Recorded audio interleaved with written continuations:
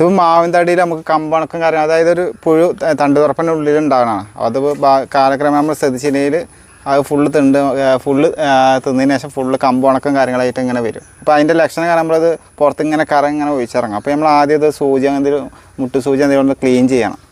ഉള്ളൊന്ന് full clean ചെയ്യുക. ഇതിനുള്ളിൽ ശരിക്കും അപ്പോൾ നമുക്ക് ഇതിൻ്റെ കീടങ്ങളുണ്ടാവും അല്ലേ? കീടങ്ങളുണ്ടാവും. അത് നമ്മൾ ആദ്യം ക്ലീൻ ചെയ്തിട്ട് ഇതിപ്പോൾ നമ്മൾ ഫംഗസ് പുഴുക്കേടിനെ വരുന്നതാണ്. നമ്മൾ സിറിഞ്ചിലെടുത്തിട്ട് ഉള്ളിലേക്ക് ഇഞ്ചെക്ട് ചെയ്യുക. സിറിഞ്ചിൽ തന്നെ എടുക്കണം.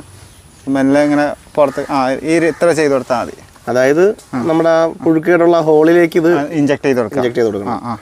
അപ്പോൾ അത് ഇതിന് ശേഷം പിന്നെ നമ്മൾ റബ്ബർ കോട്ട് തേച്ച് കൊടുക്കണം. ഒരു 2 മണിക്കൂറിന് ശേഷം ഫുള്ള് റബ്ബർ കോട്ട് പിന്നെ തേച്ച് കൊടുക്കുക. അപ്പോൾ നമ്മൾ ക്ലീനാക്കിയ മുറി ഉണക്കം വരികയും ചെയ്യും, കേട് ഒഴിവാകുകയും ചെയ്യും. അതന്നെ. ഇതിനുള്ളിൽ ലാർവകൾ ഉണ്ടാവും അല്ലേ? ഇതിനുള്ളിൽ അത് നശിച്ചു പോകാൻ